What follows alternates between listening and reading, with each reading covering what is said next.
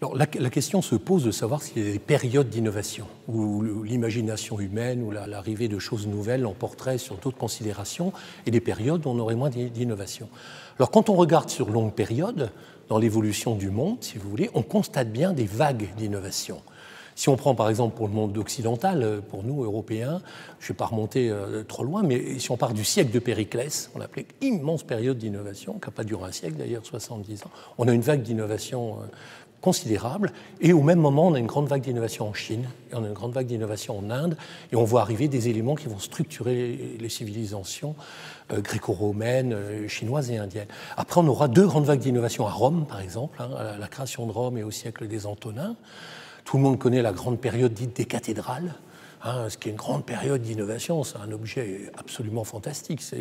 La cathédrale de Paris reste le monument le plus visité de la Terre, pour donner une idée. Donc c'est pas vieux, c'est ancien. Et il y a plus de 1000 innovations dans une cathédrale gothique, de tous les métiers qui se combinent. On a la grande vague d'innovation de la Renaissance, qui donne la base de l'innovation moderne. On a la Belle Époque, qui a tant marqué l'Europe. Vous voyez des palais, des grandes expos universelles à Bruxelles, d'autres pays, etc. Après, il y a eu deux grandes guerres mondiales, on n'était pas très innovants. Et aujourd'hui, on est dans une grande vague de cette même intensité.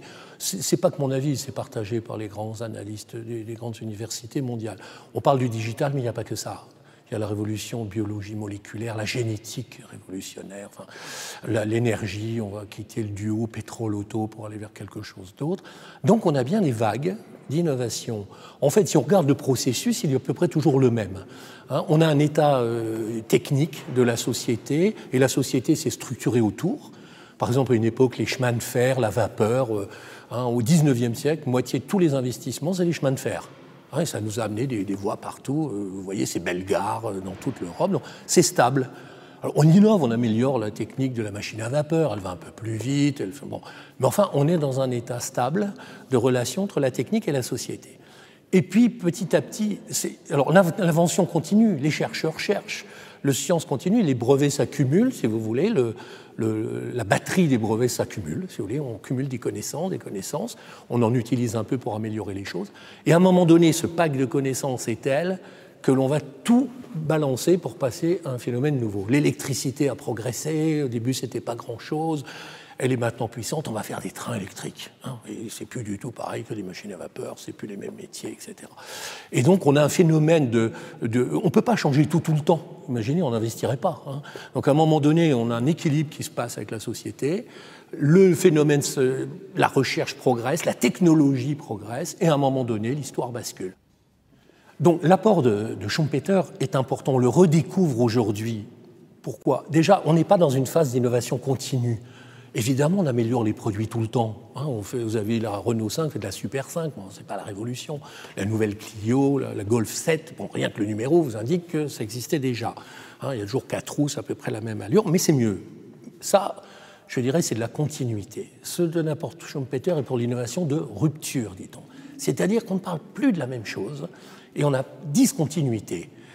Et on arrive à ce que j'appelle des innovations radicales ou extraordinaires. Il n'y a plus de connexion. Une voiture, ce n'est pas un cheval qui court plus vite. Il n'y a plus de chevaux, c'est plus pareil, c'est de la mécanique, il y a de l'essence.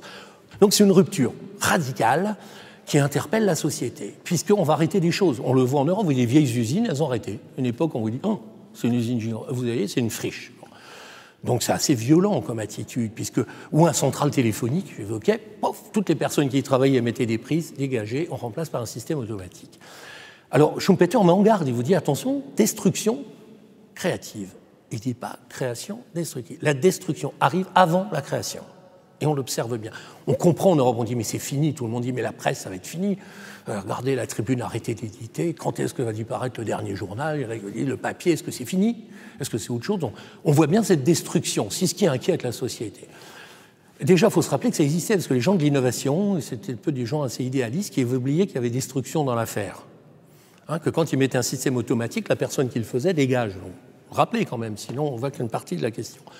Et il vous dit, mais créative, création de quelque chose de nouveau, totalement nouveau. À la Belle Époque, il est né 32 nouveaux secteurs. Aujourd'hui, ils font 90% de l'activité de la société.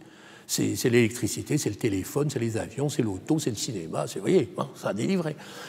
Voilà, cette destruction créative, Schumpeter dit, il faut voir les deux, il faut essayer de ne pas traîner trop la destruction, faire un contexte favorable à la création. Pour lui, c'est l'entrepreneur qui est le clé là-dedans.